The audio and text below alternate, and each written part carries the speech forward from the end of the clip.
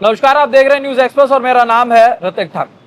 पंजाब में आज ईडी की एक बार फिर से रेड पड़ी है। संजीव अरोड़ा के यहाँ ये दूसरी बार ईडी की रेड है, जिसको लेकर अब अरविंद केजरीवाल एक बार फिर से कहीं ना कहीं भाजपा पर हमलावर है। अरविंद केजरीवाल साफ तौर पर प्रधानमंत्री नरेंद्र मोदी की तुलना औरंगजेब से कर रहे हैं। उनका साफ तौर पर यह कहना है कि जब जब ईडी का इस्तेमाल किया जाता है तब तब आम आदमी पार्टी को कमजोर करने की नाकाम कोशिश भारतीय जनता पार्टी की तरफ से की जाती है। क्योंकि आपको याद होगा 7 सांसद पंजाब के जो शामिल हुए थे यहाँ भारतीय जनता पार्टी के अंदर, ये बार बार बोला गया उसके बाद कि उनके ऊपर दबाव बन रहा था। और इन्हीं सारी बातों को लेकर के क्या इसके पीछे के कारण हो सकते हैं, क्यों आम आदमी पार्टी के तमाम उन लोगों के ऊपर, उन नेताओं के ऊपर बार बार ईडी की कार्रवाई होती है, क्या इसके पीछे की मुख्य वजह है, इस पर ज्यादा जानकारी के साथ हमारे वरिष्ठ सहयोगी अमीन अहमद हमारे साथ हैं। अमीन जी, सबसे पहले जानना चाहेंगे कि जिस प्रकार की कार्रवाई ईडी की तरफ से की जा रही है, भारतीय जनता पार्टी पर इसका लगातार आरोप भी लगाते रहे अरविंद केजरीवाल, और आज उनकी जो तुलना है वो औरंगजेब से की गई है, तो क्या समझ पाते हैं कि ईडी की ये जो कार्रवाई है ये हकीकत में एक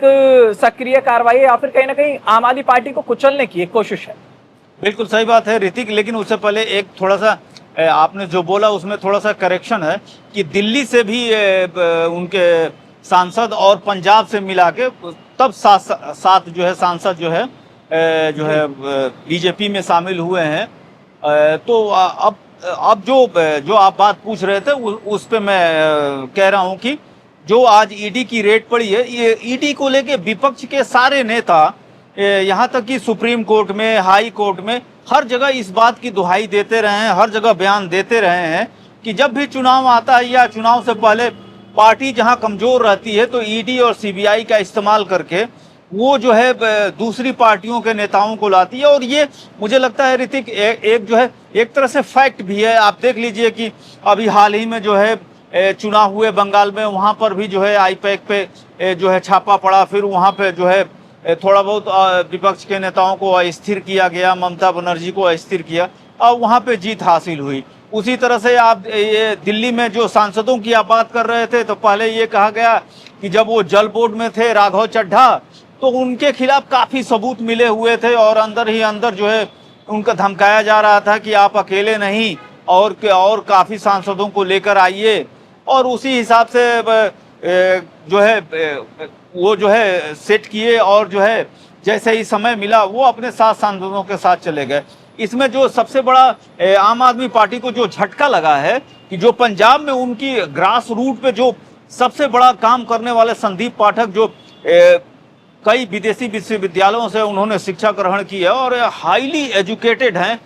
उनको लाके बीजेपी ने अपनी पार्टी में लाके जो है उनकी कमर तोड़ने की जो है बिल्कुल काम किया है। अमीन जी, हम देख रहे थे जब ये सांसदों का आना भारतीय जनता पार्टी में हुआ था, क्योंकि पहले ये अंदाजा नहीं था किसी को भी, चाहे वो संदीप पाठक हो, हरभजन सिंह हो, स्वाति मालीवाल हो, ये सभी के सभी जो सांसद है ये कहीं ना कहीं आम आदमी पार्टी के लिए कोर कनेक्टर का काम करते थे। ग्रास रूट लेवल पर उतर के पंजाब में वो काम करते थे, दिल्ली में इन लोगों ने काम किया था। राघव चड्ढा भी वहाँ एक साल अपना एक इम्पैक्ट है पंजाब में। तो ये कहा जा रहा था कि पंजाब के साथ तोड़ने का काम पंजाब को किया जा रहा था। तो क्या ये समझा जाए कि 2027 में जो पंजाब का चुनाव हो रहा है उसको लेकर के एक पटकथा लिखने की शुरुआत अब कर दी गई है? सांसदों को तो तोड़ा ही जा रहा है, लेकिन अब उन विधायकों के ऊपर भी जोर बनाया जा रहा है जिनके दिमाग में ये रहे कि शायद हो सकता है इस प्रकार की कार्रवाई हो सकती है, तो वो भी भाजपा के खेमे में जाने का एक बार मन बनाए।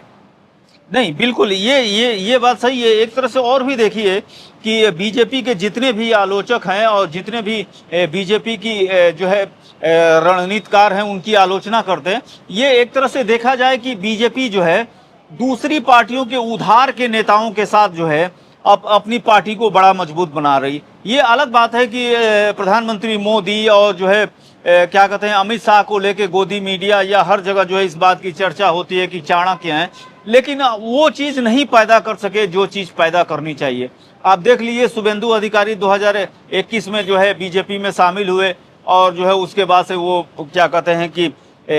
मुख्यमंत्री आज की शपथ ली। हेमंत बिश्व शर्मा सालों साल जो है कांग्रेस के साथ रहे और उनका जो है गौरव गोगोई के पिताजी तरुण गोगोई के साथ उनके रिलेशन रहे, शिक्षा मंत्री रहे और उनसे विवाद होता रहा कि कांग्रेस हाईकमान जो है तरुण गोगोई को हटा के हमको मुख्यमंत्री बनाए, नहीं बनाए, वो दूसरी पार्टी में चले गए और वहां से मुख्यमंत्री हैं। इसी तरह ज्योतिरादित्य सिंधिया को देख लीजिए। तो ये इस तरह से है। एक और भी चीजें देखने को मिल रही है कि पंजाब में इतने दिनों से मेहनत के 2014 से बीजेपी की सरकार है और कई लोगों ने ये बात लिखी भी है कि अमित शाह और नरेंद्र मोदी के ऊपर एक तरह से एक दाग है कि वो दक्षिण भारत में तो अपना कमल नहीं खिला सके, तो क्या उत्तर भारत में जो कहा जाता है कि वो उत्तर भारत के नेता है, तो उसमें पंजाब अछूता क्यों? और ये काफी दिनों से चल रहा है। शिरोमणि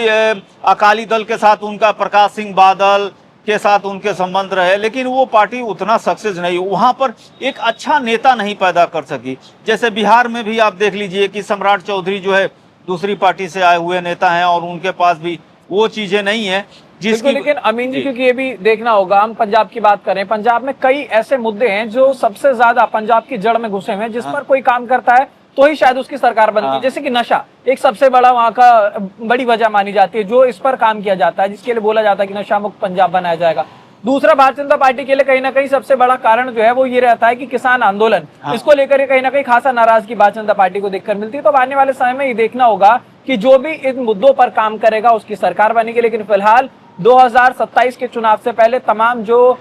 जोर आजमाइश है वो की जा रही, ईडी की तमाम कार्रवाई की जा रही है। अरविंद केजरीवाल साफ तौर पर नरेंद्र मोदी की तुलना औरंगजेब से कर रहे हैं, जो कि बताता है कि आने वाले समय में पंजाब की राजनीति बेहद गर्म होने वाली है। फिलहाल इस टॉपिक पर आपका क्या कुछ राय है, हमें कमेंट सेक्शन में जरूर बताइएगा। इसके साथ ही साथ न्यूज एक्सप्रेस को लाइक, कमेंट, शेयर और सब्सक्राइब जरूर करें।